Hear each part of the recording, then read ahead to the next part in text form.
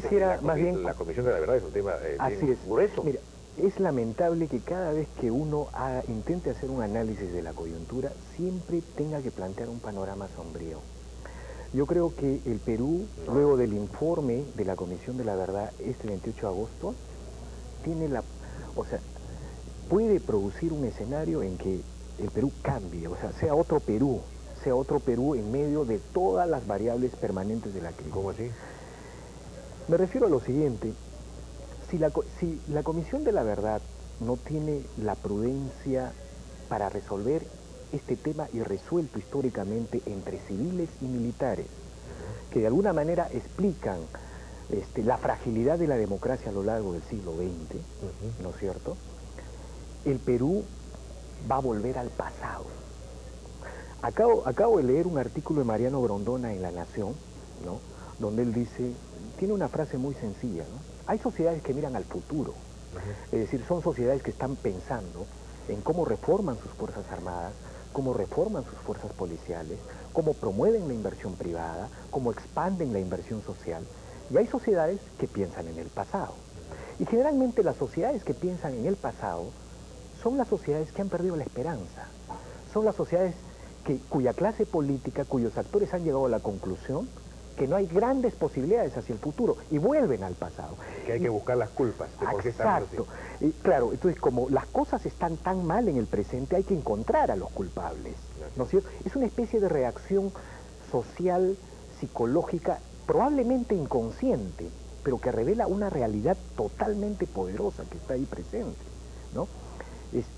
Bueno, sin duda al propio presidente Toledo debe ser para él una papa caliente el asunto de la Comisión de la Verdad, porque los militares, las Fuerzas Armadas, deben estar muy irritadas con esta lista de acusados, pero, Jaime, que se preparan, ¿no es cierto? Hay que tener... Y eso puede indisponer, como tú decías, a las Fuerzas Armadas con la civilidad, con el gobierno, en fin. Pero Jaime, esa frase que tú has planteado hay que verlo en el siguiente contexto. El Plan Colombia, imaginémonos que es una gran masa que pronto va a ser aplastada, ¿no es cierto?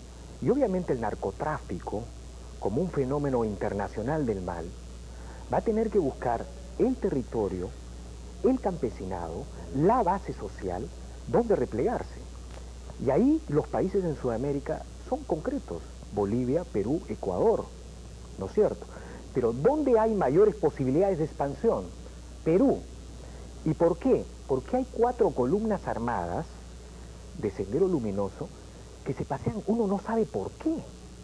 El otro día un amigo me decía, pero si solo basta conectarse con un satélite norteamericano, si lo vemos en las películas, para que estos sistemas de detección nos digan dónde están moviéndose estas columnas que no tienen relación con la población, que no tienen un asentamiento social, que no tienen influencia popular, para simplemente cancelar estas columnas. Pero no se produce eso.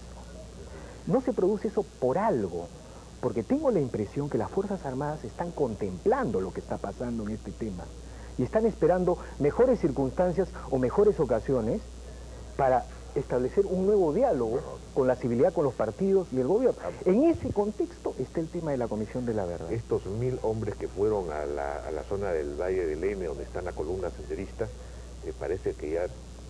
No los han encontrado. No los han encontrado, ya se regresaron, ¿no? Sí, pues. Ahí hay por eso un tema que yo creo que es alternativo a este asunto de la Comisión de la Verdad. La Comisión de la Verdad, y en eso sí, estoy de acuerdo contigo, es una papa caliente, pero creo que es una gran oportunidad para Alejandro Toledo. Alejandro Toledo es el menos contaminado con el tema de las violaciones de derechos humanos, vengan por donde vengan. Entonces, en el informe no van a tocar a Alejandro Toledo por ningún lado. De acuerdo. En cambio, pues el gobierno de Acción Popular, el APRA, los militares, o sea, la izquierda, o sea, ellos van a llevar, sea de perfil o de frente, pero todos van a llevar. En cambio, Alejandro Toledo no. Pero el presidente puede quedar aislado, en el sentido que exactamente. Sin la Fuerza Armada, con el odio del APRA, con el odio de Acción Popular. Exactamente. Pero a lo que me refiero... con el apoyo de la izquierda. Está bien, pero tienes mejores oportunidades, ¿no es cierto? Si políticamente sabes manejar el tema, pero tienes mejores posibilidades... Ahí sí yo tengo una discrepancia de fondo. No, pero es que aquí hay que dividir dos cosas. Una es el efecto que puede tener la Comisión de la Verdad sobre tu imagen, ¿no es cierto? Que es lo que Alan García puede estar teniendo. como Valentín Paniagua puede estar temiendo en el caso de Acción Popular. Esa es una. El presidente Toledo va a quedar ahí, no lo van a mencionar, pero ni en el prólogo. Claro. Espérate un ratito. La segunda parte es, ¿qué tan buen manejo haces de lo que significa el tema de la reconciliación? Porque las culpas no le van a tocar, pero la reconciliación, que es a futuro, sí es una tarea que él tiene que manejar muy finamente. Yo quisiera... Perdóname, pero para redondear la idea, y eso tiene que ver justamente con un asunto de la institucionalización o de la institucionalidad en el país. La única manera de hacer frente a cualquier problema político, crisis política derivada del informe de la Comisión de la Verdad, es apuntar a una institucionalización muy fuerte, cosa en la que sí creo el gobierno tiene una gravísima debilidad, porque la Fuerza Armada no ha podido reformarla para darle no solamente modernidad, sino también una mística distinta. Las fuerzas policiales recién Rospigliosi las está reenrumbando. El Estado no es enfrentado con una reforma adecuada que permita poder saber manejar la relación entre las instituciones y entre los militares y los civiles. Entonces, ahí está la idea más grande. Y creo que por eso es que mucha gente dice, reforma del Estado, dame institucionalidad, que no le damos. Por eso... Esa es otra de las grandes tareas de Beatriz Merino. Así es. La reforma del Estado. Yo creo que en el análisis uno tiene que primero preguntarse por qué estamos viendo cosas del pasado, por qué el país está embarcado en una reflexión sobre el pasado, prácticamente ocultando los temas del futuro. Si ustedes se dan cuenta... Bueno, pero ese es un ejercicio que de todos modos me imagino que había que hacer, es decir, qué fue lo que pasó, cómo llegamos a ese extremo, cómo se enfrentó, qué errores cometimos en enfrentar el fenómeno. En fin, es una reflexión que yo creo que sí hace bien de todos modos, siempre y cuando no esté todo el país metido en esto. Pero estos días está todo el país metido en esto. Te aseguro, Jaime, que el 28 el país va a estar sumamente sumergido en esto. Y el presidente Toledo, por ejemplo, con las Fuerzas Armadas, no va a tener la oportunidad de decirle, señores, yo quiero una reforma. Señores, yo quiero reducir esto, quiero modernizar esto. No, el presidente Toledo va a estar dialogando con las Fuerzas Armadas sobre este tema. Y paradójicamente, las Fuerzas Armadas van a tener un protagonismo inusitado. Es decir, lo que va a producir, si es que todo se produce como, digamos, se está previendo, es que las Fuerzas Armadas van a recuperar un protagonismo increíble en el país. ¿Pero por qué? Entonces, ¿por qué? Porque ya lo estamos viendo. Bueno, de hecho los audios de Churliza probablemente salieron de la Marina, ¿no? Probablemente, pero, no lo claro, sé, en ese claro. sentido, digamos, Pero tratando de boicotear el informe. Pero es un escenario, ¿ah? Claro, pero alguna vez hemos visto... Hay otro en donde la Fuerza Armada puede quedar, digamos, en una situación en la cual le convendría más un buen manejo con la relación con el poder civil, ¿no es cierto? Y justamente cancelar el pasado para poder generarse una nueva imagen y una nueva estrategia que le devuelva a la Fuerza Armada. Porque la Fuerza Armada no puede decir, no, yo desacato ese informe y salgo a la palestra y empiezo a sacar su... Eso no puede ser. Eso es una gran oportunidad que tiene el presidente Toledo justamente para poder, si maneja finamente todo, iniciar un proceso de negociación importantísimo y de reconciliación a partir de una negociación política. ¿De reconciliación de qué? ¿De quiénes? ¿Entre quiénes? No. Eso es un término que también es complicado porque ha sido manejado de una manera distinta. A lo que yo me refiero es, con reconciliación, y quizás he utilizado mal el término, es en realidad a que justamente las heridas entre el poder civil que han quedado... A una reconciliación entre el poder civil y el militar. Pero no tiene nada que ver esto con la guerra interna, sino más bien con el problema de Montesinos. No ha habido guerra interna, pues, ¿no? Pero no ha habido guerra interna. La guerra entre Senderos, la guerra que Sendero le declaró al país.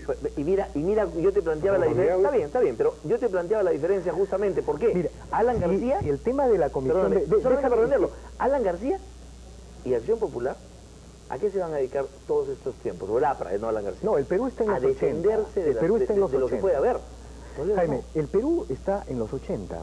Increíblemente estamos en los 80. O sea, la agenda política en los próximos meses es de los años 80, donde está surgiendo una derecha que no es una derecha inteligente, es una derecha más o menos tradicional, contra un humor de izquierda también tradicional, que precisamente no es la izquierda más inteligente. El Perú está en los 80. Y digamos, en medio de la crisis nacional, ¿qué es lo que ve la gente?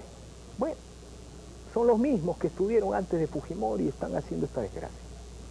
Y por ahí ya sale Humala con 4%. Con 4%. Ustedes han visto el discurso de Humala.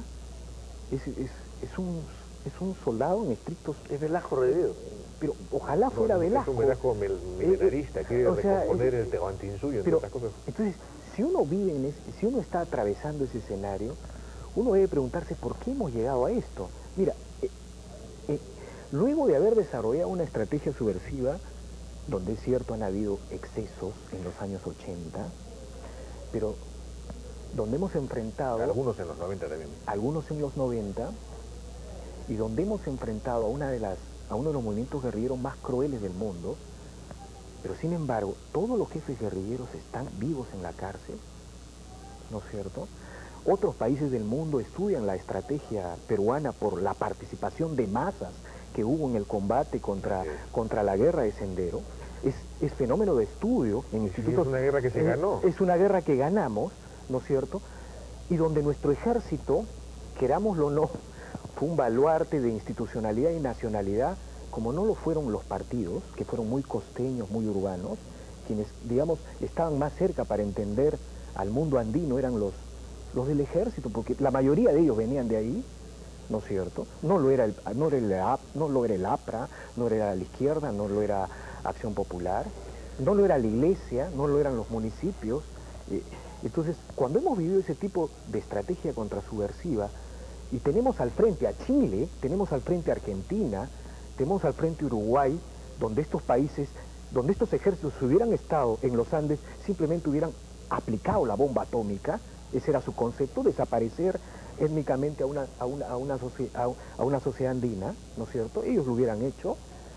Si hemos vivido este tipo de estrategia, en medio de todos los excesos que hay que criticar, condenar, ¿por qué estamos en esta situación? Pero yo no creo que tampoco debamos pensar que el Perú se va a sumergir en una situación en donde el informe de la Comisión de la Verdad termina aplastando el Perú por largo tiempo. O sea, creo que ya un escenario apocalíptico de que volvemos a la década de los 80 y, como digo, el informe cae sobre el Perú y lo destroza, también entonces lo único que nos mostraría es una terrible debilidad del gobierno para poner una agenda que no sea solamente eso. Si eso fuera cierto, significaría que lo que ocurrió durante la guerra interna fue de tal magnitud que hay que ocultarlo todo.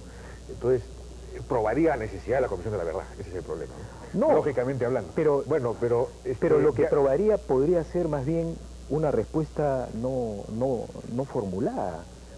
¿Por qué estamos así? O sea, ¿por qué de repente vemos...? Hay que hacer una Comisión de la Verdad para entender por qué existe la Comisión de la Verdad. Eso es lo que hay que hacer. Bueno, lamentablemente ya nos ha ganado el tiempo. Es una discusión interesante lo que está pasando ahora en el país, y sin duda hay que dar para mucho más esta conversación, lamentablemente. Y no hemos tocado el tema Fujimori.